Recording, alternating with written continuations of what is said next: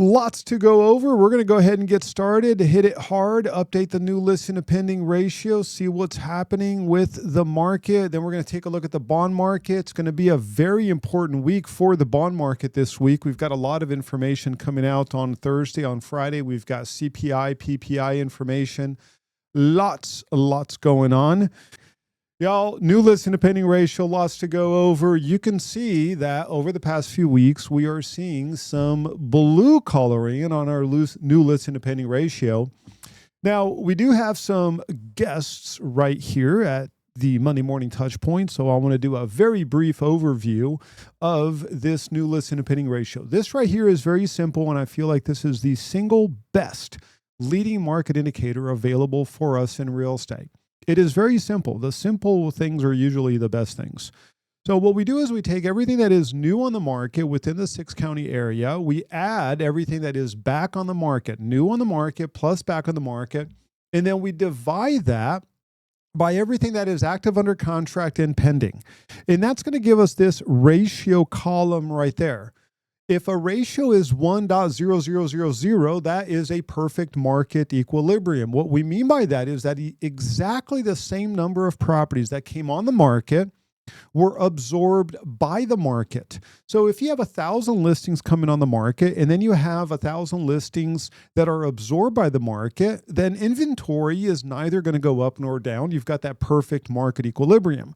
If you have a ratio of 1.3, that means that 1,000 listings came on the market and 1,300 listings left the market. That means that you have a higher demand for real estate in relation to what's coming on the market. That means that over time, inventory is going to be drawn down. And then, of course, the opposite is true. If you've got a ratio of a 0.7, that means that 1,000 listings came on the market and 700 listings were absorbed by the market. That means that new inventory is exceeding the demand for that inventory, and over time, inventory is going to go up. When you have a ratio between 0.7 to the 0.85, that's a good ratio. That's a nice, well-balanced market ratio. Over 0.85 into the ones, that's a good market. That's a little bit, of a hot market. Over 1, it's a hot market. Once you get between the 0.6 and the 0.7 ratio, that is a cooler market, a cooler market. The closer you get to that 0.6, the colder the market. Under 0.6, we start getting into the danger zone. And what I mean by the danger zone is that inventory starts accumulating at an accelerated rate, and you start getting a substantial increase in inventory. A 0.5 ratio and under, there's no market. That's a crash. That is just a downright, nothing's moving. You just can't give the sucker away. And you can see that last week, this information was all updated, meaning 2 weeks ago, from January 27th all the way through February 3rd. We had 1,040 new listings come on the market, 155 price increases, 1,304 price drops. The ratio between price drop and price increase was 89%. So more properties went down in price than, of course, went up in price, but 89% tilted towards the price drop, 186 back on the market, and a total of 924 properties went under contract, both active under contract and pending.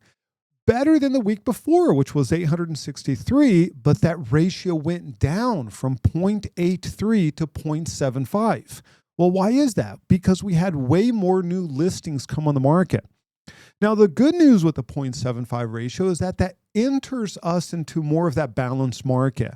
Way better than that 0.66, that 0.65. These two ratios, that's approaching that danger zone of 0.6 and below. So I'm very happy to see that 0.75 ratio. This is going to be the weekly. Right after we update this, then we're going to update the monthly to see what's going on so far this month, 10 days into the month. Let's go ahead and start updating the number of new listings. And let me click on this. Give me 1 second. We are so far, 985 new listings so far. Now, keep in mind that all of this information is going to lock in at 11:59 p.m. tonight. So when I update this resource tomorrow morning, and you go to our website, and if you're a Team Price member, you're going to receive this via email, but you can go to our website. You're going to go to our website, and you're going to see the latest and greatest with all of the locked figures, new price increase, price drop, back on the market, active under contract, pending. We'll keep on updating it for the next few weeks, but you're going to see the latest and greatest. But bottom line, today at 10:07 a.m., with a 985 new listing count, that means that we are going to pass this 1,040. We're going to surpass this 1,042. We're going to go over 1,000. We're going to land somewhere around the 1,050 or so. We're going to get 70 additional new listings between now at 10:07 and 11:59 p.m. tonight. I promise you that's going to happen. So we are seeing more inventory entering the market. It is accelerating. Let's take a look at price increase. What's going on with price increases? We are at 172. Way better than the previous 2 weeks. So we are seeing a little bit more price increase. I guarantee you that 95%, well, let's say 90% of these price increases are builders. Builders are starting to do the famous prices are going up, prices are going up. They raise the price and then they chase it back down. That's going to be new construction. What about price drops? How many price drops? We are at 943. Well, that's not bad. 85% ratio. That is the lowest one going all the way back to the second week of January. That's not bad. The average for all of last year was, let's take a look at the average for all of last year. All of last year, we're looking at an average of 88%. We're at 85%. So we are slightly under last year's average on the percentage that was a price drop as opposed to a price increase. What about back on the market? We are at 146 back on the market. That's going to be 15%. That's also a lower number. Now let's start taking a look at what went under contract. We're looking at 457. Not bad. This is encouraging. Not bad. This is where you get to guess. You get to guess how many pendings. Now, keep in mind, it's not going to be anywhere around the 400 or 300 because at the beginning part of the week, this tends to be a lower number, and then we slowly catch up as agents update the listings to pending. But I need 5 guesses. I need 5 guesses. How many pendings do you think we had over the past 7 days? Charmine is going to start us off with 277, followed by Renee at 252. Melanie Price at 245. Sonia, a little bit bearish, 217. And we need one more guess. Then we've got Harold coming in at 218. Let's take a look how many pendings so far in the past 7 days. We've got, okay, well, this is encouraging, 240. Okay, we're starting the day at a 0.62 ratio, meaning as we revisit this information, as we update the pendings over the next few weeks, we're going to land right around that 0.80 ratio. Not bad. I'll take that. I will take that. Now, we do notice a tangible increase in inventory if we go week over week over week over week with a ratio around that 0.75 to 8. It does give us that balanced market, but it also means that inventory slowly creeps up over time. You go from that 4 months to the 4.1, 4.2, 4.3. If we were landing on the 0.65 ratio, then inventory would go from 4 to 4.25 to 4.5. This gives us like that tiny little, week over week increase in inventory, a little bit slower activity index. It puts us within that balanced market. The only reason why inventory doesn't explode is because we do have expires, we do have withdrawns, but I will take this. Starting the day at a 0.62 ratio, not bad. I will actually take this. Now, did some people hold back on listing their homes because of Super Bowl? I don't think so. And oh boy, you all, what about that Super Bowl, huh? I wanted the Eagles to win. So I'll say this. I personally was very, very happy. And what about that halftime show? Personally, I enjoyed it. I thought it was great. I thought the talent was absolutely fantastic. I liked it. So I thought it was a win across the board. I actually enjoyed watching the Super Bowl. The family watched it. Talitha loves Super Bowl, so it was absolutely fantastic. And the fact that the Eagles won, I was absolutely delighted. with that. I have nothing against Kansas City, but I just felt like the Eagles, I just felt like it was their turn. I thought it was great. So there you have it. Great game. Eagles play their tails off. There you have it. I thought it was fantastic. So let's now, you all, update the monthly. And after we get done with the monthly, then we're going to print this out as a PDF, do a complete overview of some of the graphs, and then we'll go over some other market stats, the bond market, what's happening with rates. And then we're going to call it a day. We're going to end it exactly 10:59.59. I will shut down the meeting. Let's go ahead and do the monthly. We are going to do the entire month of February 1st all the way through the 10th. Number of new listings so far here in February. We're at 1,131. New listings, 1131. Keep in mind, you all, this is for the 6-county area, Travis, Williamson, Bastrop, Hayes, Caldwell, and Burnett counties. What about price increases? We're at 185 price increases. What about price drops? We are at 1,099. There's that 86%. On the monthly, when we compare the month, we are slightly over January on that percentage price drop, slightly over December. Let's do back on the market for the whole month. We are at 160 back on the market. That's going to give us 14%. Lower, quite a bit lower than the historical average. I mean, March of last year at 14%. February at 17%. We're at 14% right now. And by the way, you all, one thing that you're going to notice on the back on the market, the hotter the market, the higher back on the market. The cooler the market, the lower back on the market. It's counterintuitive. One would think that the hotter the market, you would have less back on the market. No, it's the opposite. When people are impulsive, when they feel like they overpaid for a property, they tend to back away. It's the difference where, you submit an offer on a property. Let's just say $500,000 is the baseline. Property's on the market for $500,000.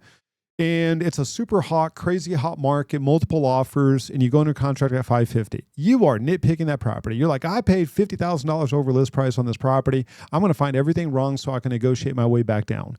And of course, the seller's like, I'm not going to give you anything. I feel like I got what I should have gotten for my property. Deal falls apart. Whereas if you are in a buyer's market and the buyer saw a bunch of properties, they're not making an impulsive decision. They looked at 30, 40, 50 properties. They finally found one. It's already had a price drop. They negotiate the heck out of it. And now the buyer's coming to a place of like, I'm really comfortable with this. I'm comfortable with the price. I got all the concessions on the front end. And then when they submit an amendment wanting more concessions, then the seller's like, okay, fine, here, have it. I don't want to put this back on the market. Just go ahead and have it. That's why you have a lower percentage back on the market in a cooler market as opposed to a hot market. Really interesting. Now, let's take a look at active under contract right now. We are at 527 and on pending. Ooh, 308. All right, so when you look at the monthly information, we reverse it a little bit. So we're at a 0.65 ratio right now for the month of February. Last month, we ended the month at a really cool, this is the lowest ratio that we've had at a 0.66 going all the way back to September of 2022. Of course, we all know that the market stalled back in 2022 from July 2022, picked up a little bit in August and then reversed itself in September. And then we stayed at this 0.75 ratio. The average for 2023 was 0.84. The average for last year, 0.80. But a lot of months were like right around that 0.75. And what did we notice with this 0.75 to 0.8 ratio? Well, we noticed a pretty tangible increase in inventory. And then we had a crazy good December. No, actually, we even go back to October. We had a really good October, really good November, really good December. And then what happened January, February? We experienced the same thing we experienced back in June, July, or back in September, October of 2022. all of a sudden, it's like the buyers joined like that Zoom call and they're like, yeah, you know what? We're just going to wait. It just overnight. We went from momentum to you just turned off the switch. And overnight, it was like, yeah, we're just going to wait and see. Overnight, buyers decided to wait. And we're noticing that trend reverse just a little bit over the past 7 days because we did see an improvement with the bond market. We are seeing a little bit of an improvement with rates. Not enough to cause this dramatic shift in buyer behavior. Now, one thing that I would say is starting to influence the market are the headlines. And what kind of headlines are we starting to notice related to real estate? National headlines. What headlines are you seeing out there? Whether it's the Wall Street Journal, whether it's Financial Times, what are you seeing? Well, just start Googling, is real estate at a bubble? Are prices going down? Google terms have changed dramatically, search terms, over the past few weeks, and that influences buyer behavior. What we're noticing right here, okay, we've got, talk of tariffs. How is that going to impact? Are prices going to go up on new construction? We've got aluminum tariffs. Well, that becomes effective today, right? Then we've got a 35% tariff that's going to be put in the European Union. It's like, how is that going to impact housing? How is that going to impact everything? Are builders going to go up? But what's going to happen? Now, I'll say this. If you're a buyer and you're like, I think that prices are going to skyrocket because of tariff, well, then buy now if you think prices are going to skyrocket. But maybe they've got concerns on their job, whatever the case might be. Now, here's a word of caution that I want to give all of us, is that when you look at this drop in activity from January, there's a natural tendency for us in the business to try to find a reason, right? We're like, well, it's because we had the freeze. Wow, that was like 8 hours. Oh, but then it rained the whole week. Well, it's just rain. Who cares? But then the weather was really good, so people didn't want to buy because the weather was good because they were making up for the 1 week that the weather was really bad. And there comes a point where if every single week there's a different reason, then none of those are reasons. At one point, we just have to accept the market for what it is. And we could say it could be a combination of all of these things. But the bottom line is buyer behavior has shifted. And it's shifted across the board. It's shifted across the entire nation. So it's not just a local Austin weather. It's not because we had the 24-hour freeze. It's not because all of a sudden the weather was rainy. It's like we notice a shift in buyer behavior that started within January and is now rolling into February. The big question is, well, is this sustained? Is this going to keep rolling into the spring selling season, into the summer? Bottom line is buyers are going to have way more leverage when submitting offers, and sellers are going to have to adjust to the new market. There are a lot of properties out there where it's priced right. The property's priced right, but they're simply not getting any showings because buyer behavior has shifted.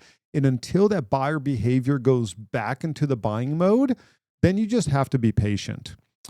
Let's go into sold. So far this month, we are looking at 623 sold, which is similar to the withdrawn last month. That's interesting.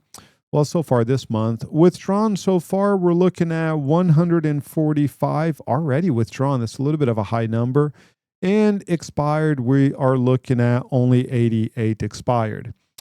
Let me do this. Let me print this as a PDF and we can review all this information so that we can look at some really cool graphs and charts. And then we're going to look at the active residential inventory market and go from there. So it's just going to take me about a minute or so to get this printed as a PDF so that we can review some of these graphs. Give me 1 second, get this printed as a PDF.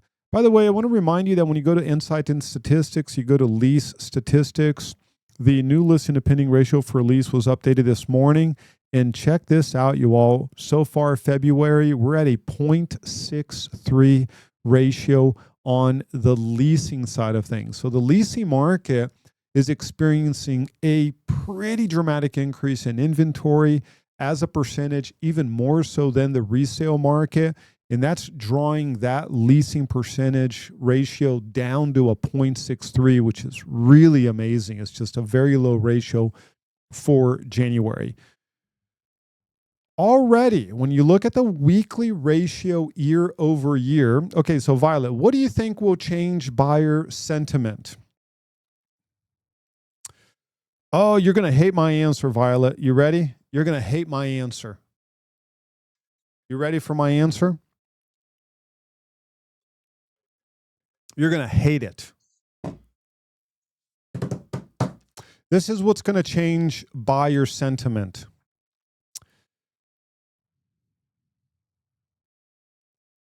Here's an article that I wrote. Austin housing market forecast. Will home prices drop another 12.5% by 2028? In my thorough analyses, indicates that what's going to drive the buyer sentiment is affordability, right? It's like, what's the cure for inflation? Inflation. Well, it's prices keep going up, up, up, up. At one point, the consumer says, I'm not paying that. So now you've got an abundance of supply, therefore prices go down. And the median sold price to rent ratio is a tried and true formula. Very simple. You take the median sold price and you simply divide it by the yearly rent, and you can see that median blue line. And that ratio just bounces up and down on that median blue line. It increased from 2015 to 2017-ish. It was going back down. Had the sickness not occurred, this line would have gone down this way, and then we would have had an affordability environment in 2022. But of course, we know what happened with the sickness, and it caused this line to absolutely explode up.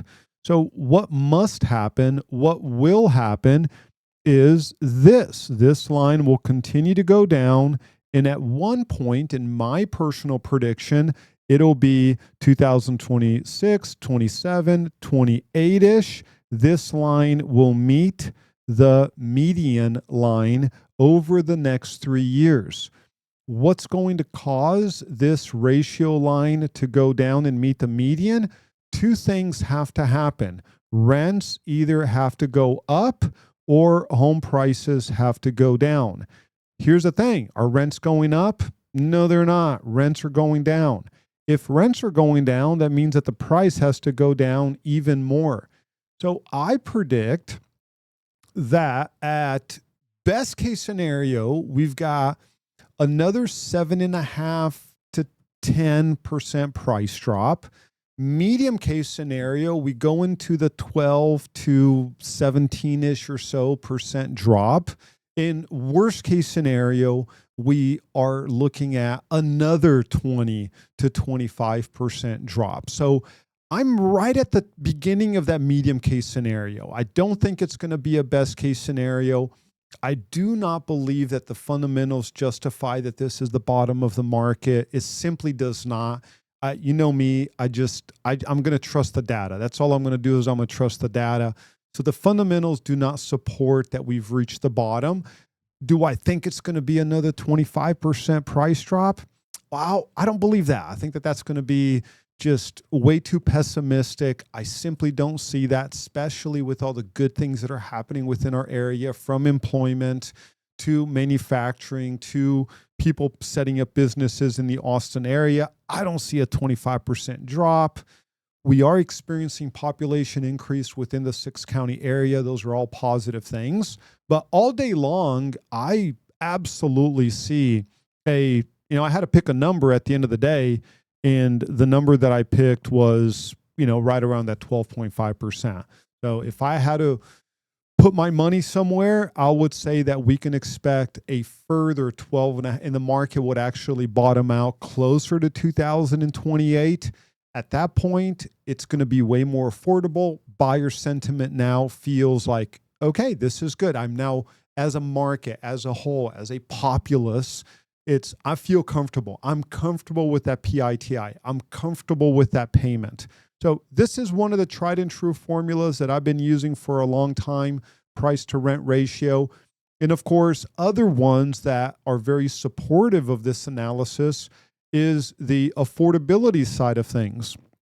And that is where this line right here, which is the income going towards the mortgage payment. Let me make this a little bit bigger so that you all can see.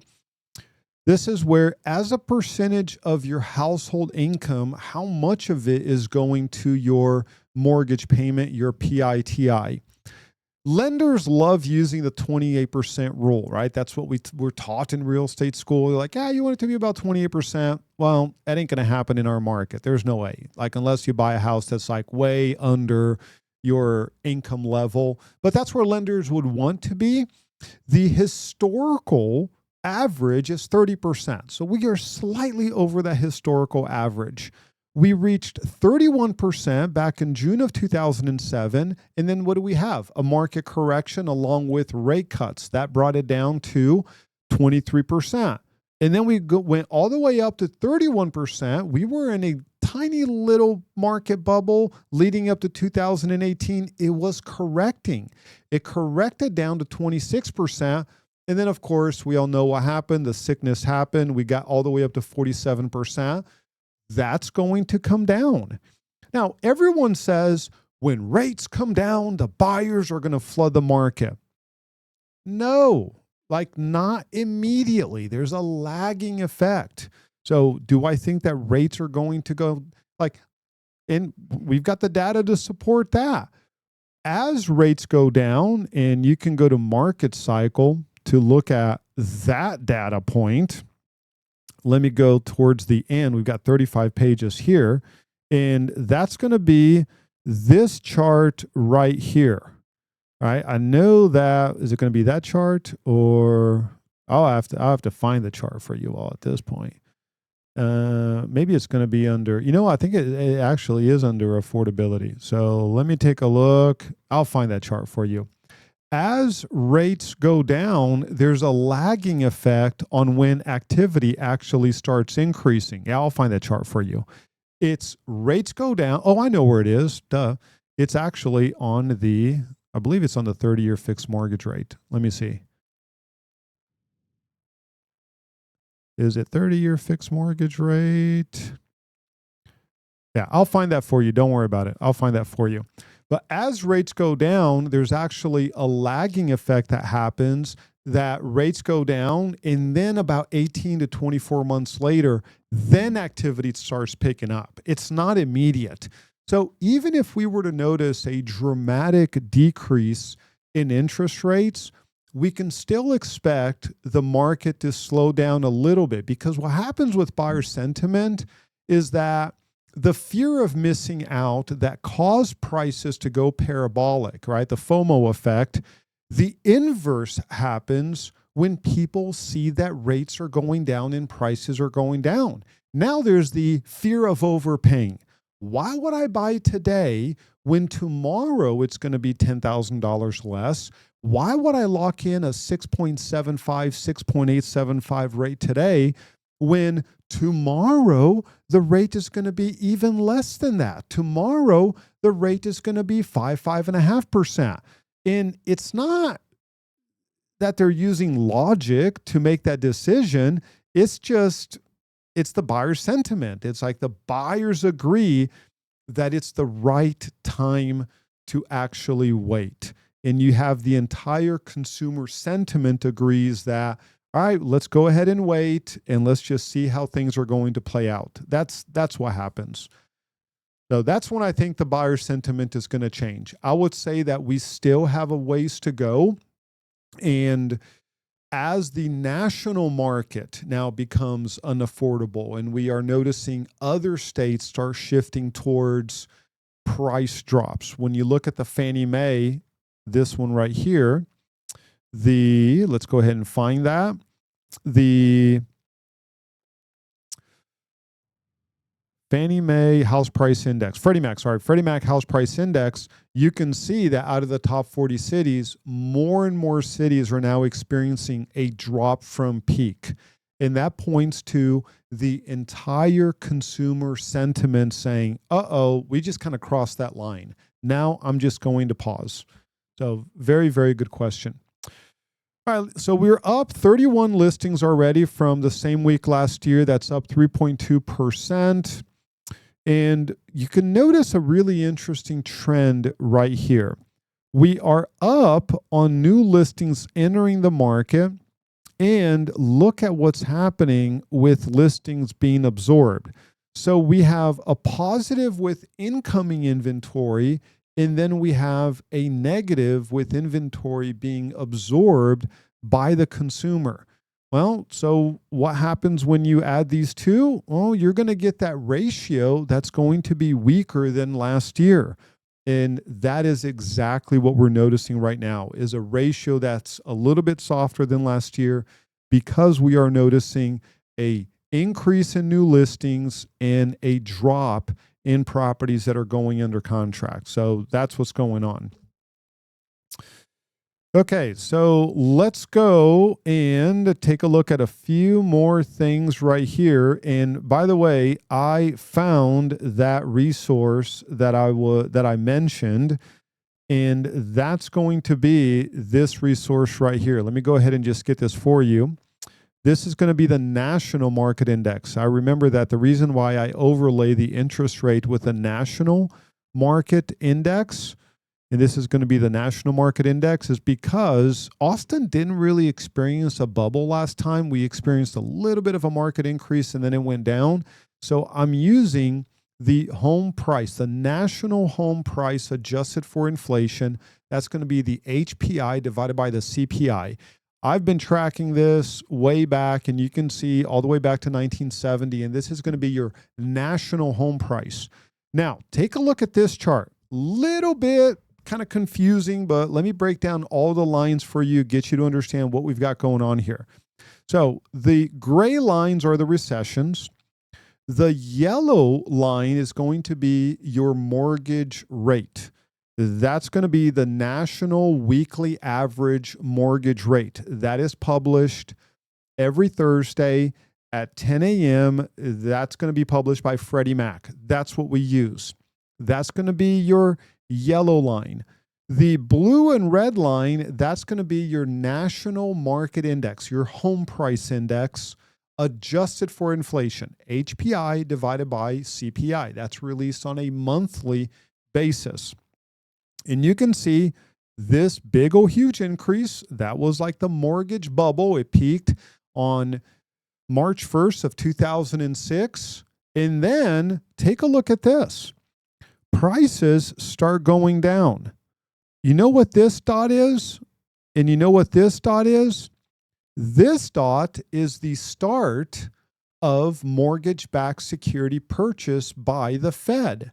That is when the Fed said, hey, we've got to stop this collapse in real estate pricing.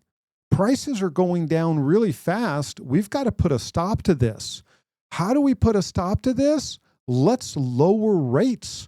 Let's make rates artificially lower, because if we lower rates, we're going to make homes more affordable. This line is going to stop because we can't afford as a nation for this line to go down. So that's what they did. This little dot right here means they started buying mortgage-backed securities. Well, rates back when they started doing this were what? Well, rates were right around the 5.125.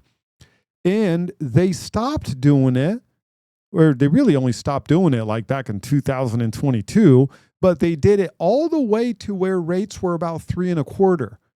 And look at this. Rates bottomed out in 2012, third quarter of 2012. So did the drop in rates stop the market from dropping? No, it did not. Because it affected consumer sentiment to the point where they're like, I remember clients here when rates were at 4.25 and prices were here, guess what clients there said? Well, I think rates are going to go down further. And then next week we'd have 1/8 of a point drop. Oh, you see, I'm so glad I didn't buy it at 4.25. I can buy it at 4 1/8. So it didn't cause prices to all of a sudden stop falling. And of course, why did prices fall? Well, because the consumer wasn't buying the product. Therefore, the prices had to fall. So there is a way lagging effect that takes place between when rates start going down and consumer sentiment dramatically improves. And the data absolutely proves it.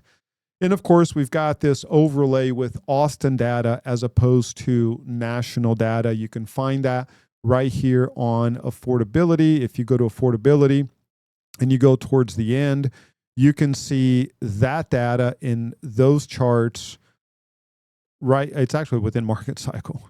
Now, Melanie, I agree with you. We need a glossary. Okay, there we go. That's the average real estate price growth versus inflation adjusted trends. So that right there shows you, it explains when did the Fed start buying rates, what were rates like, when did they stop buying rates, buying mortgage-backed securities affecting rates, and what happened with pricing. So that information is available for our local market right here. Let's keep on going on the new listing to pending ratio and take a look at some of our monthly. Let's do some of our new listing and monthly. Here's the difference between new and pending. So far, we are positive 456 when you look at everything that's new on the market compared to everything that's pending. Now, let's take a look at the actual ratio going all the way back, and that's going to be this chart right here. Let's find the ratio, and there we go, new listing to pending ratio. We can see that so far for the month of February, we're at a 0.65 ratio. Last February, we were at a 0.81. The February before that, 0.95. So we are looking so far in February at the coolest ratio going all the way back to the 2010 time range. So pretty interesting. So we are starting 2025 at a cooler, way cooler than we have in the past, over a decade. We have to go all the way back to 2010, 2011 to see a January, February that was cooler than what we're starting off this year. Let us take a look at the bond market right now. Then we're going to take a look at inventory and see what's happening within inventory. So far today, not bad within the bond market. Let's see if we had a reversal. So we started off under a repricing line. We got down to the 4.464. Now we are down only 1 basis point on the 10-year Treasury. This morning, Robert sent us a rate sheet. We did go up by 1/8 of a point from Friday. We were at 6.75 on Friday. We are at 6.875 right now. FHA is still at 6.25, 6.25, but this is going to be an unbelievably important week for the bond market. Let's take a look at what's going to happen this entire week. Let me go ahead and just move this to where you can actually see the entire thing.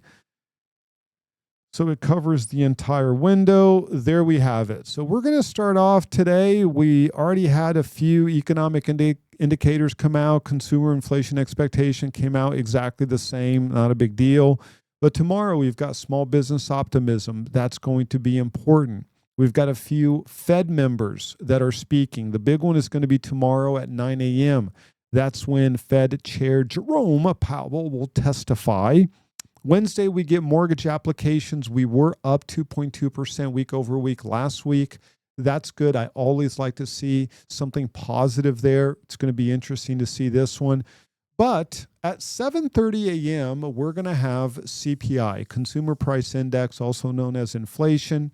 That's going to come out on Wednesday, 7:30 a.m., earnings reports. Jerome Powell also is going to testify. And then we go into Thursday. So we have CPI, which is the consumer side of it, on Wednesday. And then we get PPI, which is the input, the producer side of it. and that's going to be on Thursday. Daniel said, do you think that the government will start buying mortgage-backed securities anytime soon? No, absolutely not. I do not think that they will. I do not want them to buy mortgage-backed securities. All they do when they buy mortgage-backed securities is they manipulate the market. They artificially create demand, kind of, sort of. They actually make properties less affordable in the long run. They kick the can down the road, and they are actually allowing their balance sheet to naturally go down. If you go to Fed economic data on Insights and Statistics, you go to monetary data, and then you go to Fed MBS. These are mortgage-backed securities that are owned by the Fed. You can see that since they peaked at about 2.7, almost 2.8 trillion, they're actually allowing their balance sheet just to naturally expire. I really, really hope that they do not. Let me go ahead and just click on customize so you can see the entire data. I hope that they don't. I really hope they don't. In my opinion, they need to allow the mortgage-backed security market to be an open market, allow rates to remain at the 6 to 7% range, allow the free market to operate freely. Don't try to tinker it. Don't try to artificially create demand. All it does, it makes the next bubble bigger. It makes the recovery last way longer than it should. And it doesn't do a good service to anyone in the short term or long term. Yeah, you pick up a buyer here and there because they're like, oh, 3%, this is great. But look at the fact that they purchased all of these mortgage-backed securities right after the sickness happened. And what happened? Well, you created people like me that are now married to their rates, right? They're not going anywhere. I would love to sell my house, buy another property. I would love to do that. Am I going to do that? Heck no, I'm not. I've got a 2.25. I'm not going to give that up. So their desire to make the market not crash, well, it's probably going to crash anyway because they removed inventory from the market. They caused an increase in pricing. They created a bubble that wouldn't have happened otherwise, which now the bubble's going to have to correct itself, which is what's already happening within Austin. We absolutely had a bubble, and now we're already seeing that prices are down 20%. So what they wanted to avoid, they created. So I hope that they don't try to fix a problem that they created that they wanted to avoid. Nonsense. I hope they don't do that, Daniel. I really hope they don't do that. Are they going to do that anytime soon? No, they're not. Are they going to do that eventually? I think they are. We just have not experienced the national pain that Austin has experienced to justify intervention right now. You still have markets, especially up in the Northeast, that are reaching record highs. I guarantee you, if the Northeast, if the Midwest, especially the Northeast, if they had already a 25% drop in price, they would be trying to fix that. Austin market is on its own. So because we're on our own, they're kind of letting us be. They're like, well, we're not going to affect the national market when you guys are the only ones down 20%, which we are. We're the only ones down 20% out of the entire nation as far as a major city is concerned. So they're like, yeah, whatever. We don't care. Because everyone else is reaching record highs. If they were to buy mortgage-backed securities right now, then what are you going to do? You're going to increase the price of already inflated, increased market. They're going to let this ride. If they were to intervene on the mortgage-backed security side, I do not see them doing it for, 24, 36 months. And we've got data to prove that. We know when they did it last time. Based on when they did it last time, we can forecast when they're going to do it this time. And it was well into prices going down when they said, okay, we need to start doing something about this. We're nowhere near close to that. We're 24, 36 months away. That's why I think that our market will actually bottom out in the next 24 to 36 months. I do personally predict into a 2028-ish or so, a bottoming out of the market ranging from 10 to 15%.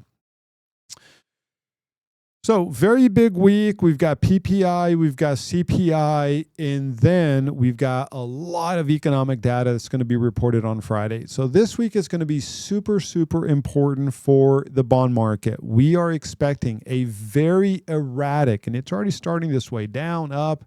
This is going to be a very erratic week for the bond market. We could very well see, let's go back 3 months. We've had a really decent past month on the bond market. We peaked at 4.78. That's when rates were approaching that 7%, 7 1/8. Thankfully, right now, we are at the 6.875, sometimes 6.75. Based on the data that we are expecting this week, we could either go all the way back down to the 4.2 10-year treasury. That would put rates right around the 6.375, 6.5, or we could go all the way back up here. This is going to be a winner take all kind of market.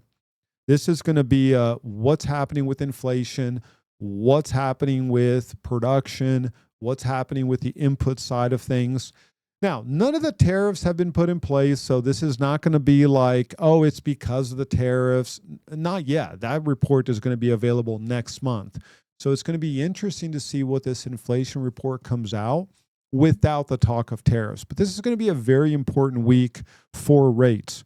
My recommendation for clients absolutely is going to be the lock and float. Lock and float. Chances are we could be at 7 1/8. Chances are we could be at 6.375. And when you are entering the week with a high volatility market and you have the ability to lock in the rate and then to float it down if we have really positive inflation numbers, or not get penalized if we have really bad inflation numbers, you want to go ahead, lock in the rate, float it, capture the benefit. If you're comfortable right now at 6.875, lock it in. If it goes up to 7 1/8, you're fine. You're not going to get penalized. If it goes down to 6.375, you're locked in.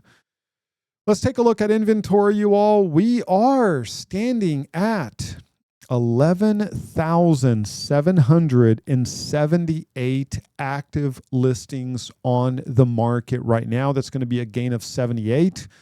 Over Friday, that's going to be a gain of 156 compared to a week ago, a gain of 613 compared to a month ago. That's going to be a 5.49% month over month and a 19.5% year over year gain on inventory.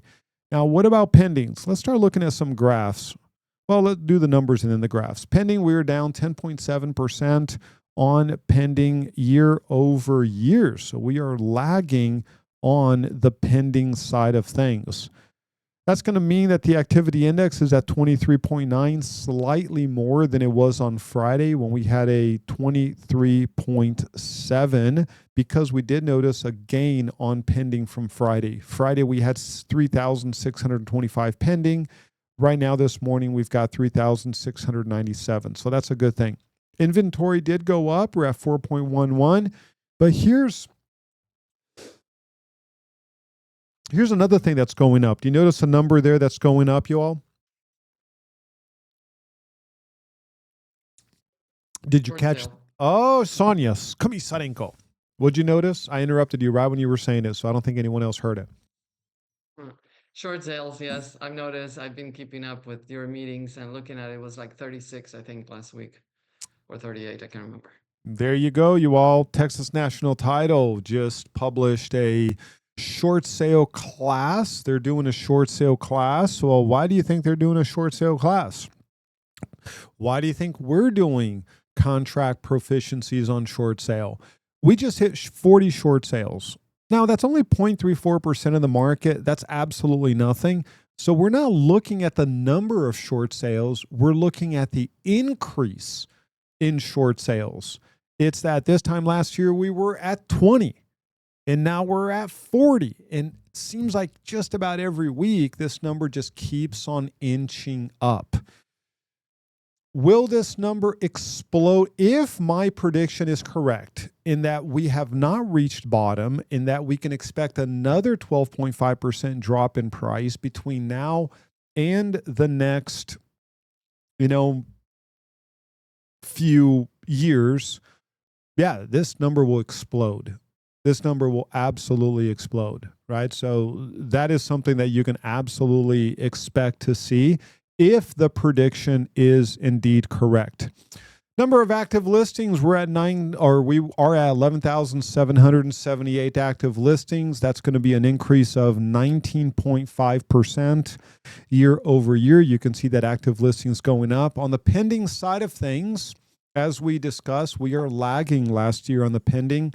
We currently have 3,697 pending. This same date last year, we had 4,139. That's going to be a drop of 10.7%. Activity index. You can see that we are approaching the 24%. We're at 23.9, but last year we were at 29.6% activity index. And then months of inventory, we are 19.7% higher months of inventory compared to last year. So what about type of market? We now have exactly 50% of the top 30 cities that we track are still in a seller's market. 15 out of the 30 are in a seller's market. 9 out of the 30 are in a neutral market. That's going to be 30%. 6 out of the 30 are officially in a buyer's market. More than 7 months of inventory. That's going to be 20% of the market in a buyer's market. What about zip code? Out of the 75 zip codes that we track, 41 out of the 75, 55% are in a seller's market. 21% or 16 in a neutral market, and 24%, almost 1/4, 18 out of the 75 zip codes in a buyer's market. You can take a look at the activity index later on. Go to our website, take a look at the activity index. The encouraging thing is that we are seeing quite a few activity index bouncing back up. Melanie said, I'm glad to see pendings are increasing. Absolutely, so am I, and that's reflected on the activity index going up. Now, everything is hyper-local because you can see that Cedar Creek just hit a 12-month high. Jarrell, 12-month low. Elgin, 12-month low. Austin, a nice little increase right there. We bottomed out at 18.3% activity index. We're at 24%, approaching that neutral market. 18.3 certainly puts us closer to that buyer's market. And Hutto, what's going on with Hutto? Yeah, Hutto's not bad. We're at 37.7%. Melanie's got a listing in Hutto going on the market this week. Way to go, Melanie. That is awesome. So we are noticing a little bit of an increase on that activity index in Hutto. And then take a look at Taylor. Taylor just absolutely just exploded with the activity index. We bottomed out at 14.4 only in November, and that's more than double what it was. It's at 29.6. Activity index, of course, pending divided by active plus pending. Out of everything that could be under contract, what is under contract? And you can look at the zip code side of things. Let's take a look really quick. Sold to list price ratio. Here's another encouraging data point.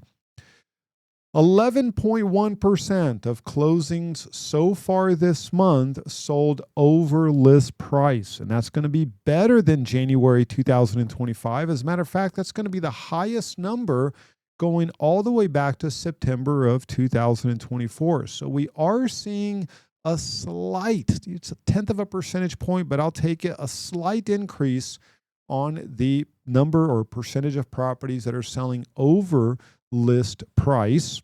But we're also seeing an increase in properties that are selling under list price. So which one is the number coming down? The at list price. So people are either getting a deal or paying over. That's the famous tale of two markets. You've got super desirable areas, super desirable properties that we are seeing demand. And then you've got properties that have to drop the price. And then the middle is what? No man's land. That's going to be that middle part of it. Our forecast for the month is that 2,228 properties will sell.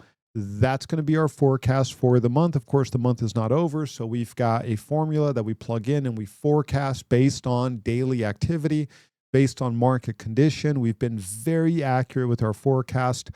We are forecasting a slight lagging, tiny little decrease on the number of sold properties for the month of February compared to February of last year. Now, let's talk pricing. So far this month, the average sold price, $584,000, up 9.2% month over month. Wait, I just got done saying how the market is cooler than expected and what the heck's going on. Well, you all keep in mind, it's only the 10th of the month. And statistically, more expensive homes sell in the first half of the month. When you look at the data, a lot of really expensive homes sold this month on the front end of the month. We had some, record sales on the hyper luxury Austin market at the beginning of the month, $8, $9, $10 million properties. That right there took that average sold price and it increased that average sold price dramatically. Not as much on the median side, but this is really early in the month. I expect both of these numbers to retreat. Are we going to be positive month over month? Are we going to have a 550 over 550? I think we're going to get really close to that. I do foresee it being on the positive side. If I had to make an educated guess on where we're going to end February, I'd say we're going to be just slightly north of 550 and we're going to be slightly under on the median side. So we are currently at 440 and we were at 439.7. We're off by 300. So we're going to be negative on the median side and probably slightly positive on the average side of things, mainly because we had a lot of expensive homes in Austin sell this month. So on the average side, we are down 14.29% from when the market peaked. And on the median side, we are down exactly 20%. We are down $110,000 when you look at the median sold price from when the market peaked May of 2022. Few more things. Let's see what else we can look at. We can take a look at the median sold price compared to 24 months prior. Good news is that we are positive 1.15%, meaning that the median sold price right now for the month of February 2025 is 1.15% higher than 2023, February 2023. When you go back 36 months, we are down 11.62% when you compare February 2025 to February of 2022. And lastly, the big thing that we noticed is going to be a third year in a row when you look at all of the average sold, all of the median sold. We now have the third year, the first time going all the way back to 1985 to 1987, where we have 3 years in a row where both the average and the median is going negative. Now, it's really early in 2025. Could the market reverse itself? Absolutely. But right now, we're looking at our third year in a row where both the average and the median are negative. Well, y'all, it is exactly 11 o'clock. I promised you that we would be done by 11 o'clock, but I do want to give you an opportunity to ask any questions. Do you know of any mortgage insurance for unemployment? Yeah, I saw your email, Sonia. I personally don't, and the reason why, I've only had one client in 25 years ask for that type of insurance. And none of the providers that I had carried that insurance because it's really not a profitable insurance product. It's very rare. And the reason it's rare is it's very expensive. A lot of things are taken. It's limited and expensive at the same time. And I think the quote that my client got was like $300 a month. I think it was like almost $400 a month. And this was like on a $400,000 property. And they're like, what? Like, there's no way. So it just was a very expensive insurance. And that's in case they have, and this is different than unemployment insurance, of course, or disability insurance. They went the disability insurance route, like a bigger payout on the disability insurance, like an income supplemental insurance through disability. That's the route that they went. But as far as the insurance that will cover your mortgage payment in case something happens, unemployment, or whatever the case might be, it was nearly impossible to find a provider. But certainly ask around, give Paul a call. You probably already gave Paul a call. Have your client contact their insurance provider. But it's a very rare insurance, and it's very expensive. It can be very expensive, especially based on how much they're borrowing, how much they make, what kind of coverage they want, what's going to be the length of coverage that they're looking for. It's going to be a very expensive policy. Now, if your client is a business owner, there is a policy called a key man policy. Like if something were to happen to like the key man of the business, like I've got that insurance policy on myself, that if something were to happen to me and I can't operate the business, the insurance would step in. That is a key man policy. I decided to go that route on the team price side of things. So that is something that your client could certainly look into if they're self-employed or if they own their business. But that tends to be a very expensive insurance. Does that make sense? Yeah, that's why it didn't work out for like that, really that one time that they were looking for that kind of insurance. So it's like mortgage protection insurance or something like that. So yeah, reach out to insurance providers. Good question. Any more questions, you all? Questions, comments, concerns, criticisms, complaints. I want to remind you, we have our 10 a.m. tomorrow mentorship meeting live here at the office. 10 a.m. mentorship meeting live here at the office. And then we also have our contract review broker Q&A training Wednesday, 10 a.m. over Zoom. I will send you all the reminder. We do not have a Friday meeting. I will be in Washington, D.C. this Friday. So we do not have a Friday meeting. So reminder on that. Of course, you're going to receive 1,000 emails from me reminding you that we don't have a Friday meeting, but that's the reminder here for today. No meeting on Friday. So, and then obviously no meeting on Monday also because I will be out of town. So Friday, Monday, no meeting. And then next Friday, so not this Friday, but the next Friday, where are we meeting, you all? Where are we meeting? Not this Friday, next Friday. Someone put it over chat and I'll read it. Where are we meeting? Yes, Melanie Price. We have officially outgrown our space here at the office, which is a absolutely huge blessing. And we are going to meet at Auditorium C at the Austin, both C or A? Is it Auditorium C or Auditorium A? Let me double check. I don't want to give you false information right here. And it might be A, but it's a beautiful, gorgeous auditorium. It's going to be Auditorium A. We are meeting at Auditorium A. That's going to be the mentorship meeting at 9 a.m. and then the team meeting at 10 a.m. ABOR, Auditorium A. Super excited about that. That's going to be Friday, the 21st of February. I'm really, really excited about that. The fact that we basically had a borderline standing room is fantastic. So really, really exciting. All right, y'all, if no one else has any questions, thank you all so much for joining. Super appreciate it. We've got a few comments right here. We've got Sabina said, I wanted to take a moment and thank you for sharing the valuable information regarding specific real estate topic.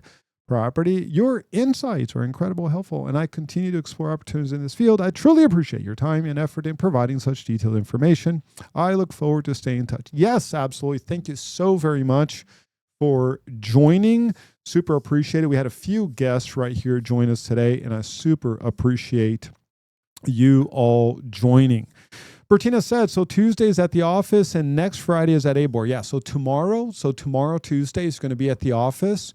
And then next week, we're going to kind of adjoin the mentorship meeting with a Friday meeting. So the mentorship meeting is going to be at 9 a.m. The Friday meeting is going to be at 10. So we'll just do those back to back so people don't have to make multiple trips and all that. It's going to be a lot easier, a lot better. So then moving forward, It's going to be Friday, 9 a.m. mentor, 10 a.m. meeting. So, and that's going to be the forever schedule. We'll change it like 10 years from now, but that'll be like the forever schedule. Are we meeting at ABOR all Fridays from now on? Yes. So the Friday meetings from now on will be at ABOR. So we already have it scheduled all the way through May, June timeframe, and it's going to be at ABOR. There might be some days where ABOR is like, well, we're not available, and we'll just kind of figure it out. So I would just cancel that meeting or something. There's sometimes they're like, oh, we've got this event here, or that's a holiday. I'm like, holiday? What are you talking about? We're not staff. We're realtors. There's no such thing as holidays, but we have to adapt to their schedule. That's why. I'm like, why can't we meet the Friday after Thanksgiving? That makes no sense. Any more questions, comments, concerns, criticisms, or complaints? Going once, going twice. All right, y'all. Thank y'all so much for joining. Super appreciate it. Have an absolutely amazing, excellent rest of your day. If you do think of any questions, please let me know. Here to help. Otherwise, I will chat with you all later.